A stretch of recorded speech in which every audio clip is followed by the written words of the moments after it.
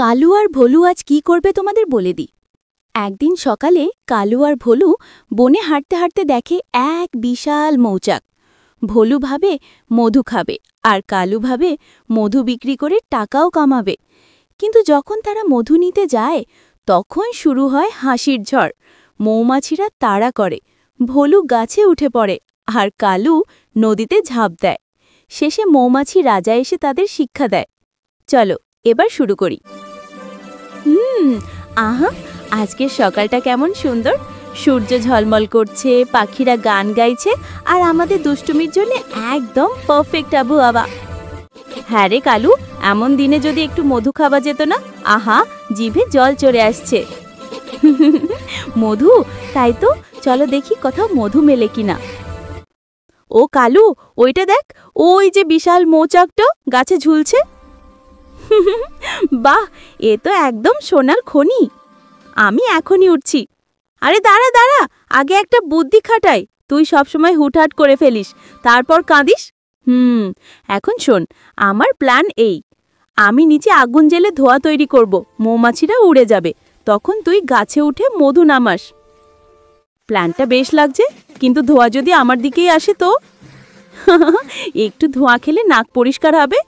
হা হা, দেখলি সব কাজ প্ল্যান মতো চলছে। আচ্ছি,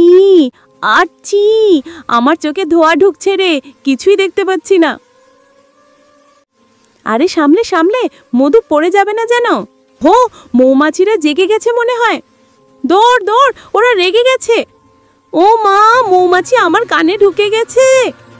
দৌড়ে নদীতে ঝাঁপ দে রেবলু। আহা, ঠান্ডা ঠান্ডা পানি, বাঁচলাম। মৌমাছিরা এখনো আমার পিছে। হাহা, হয়তো তোর গায়ে মধু লেগে আছে। ওরে কালু, আমার প্যান্টের ভেতরেও মৌমাছি ঢুকে গেছে রে, আমি তো শেষ। হাহা, তোর প্যান্টে মধু রাখছিস কবে থেকে রে ভোলু?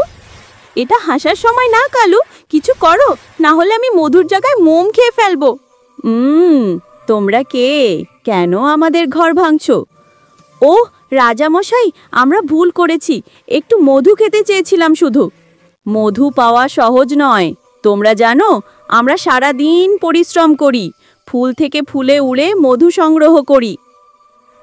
রাজামশাই, আমরা যদি পরিশ্রম করি তাহলে কি আপনি আমাদের একটু মধু দেবেন?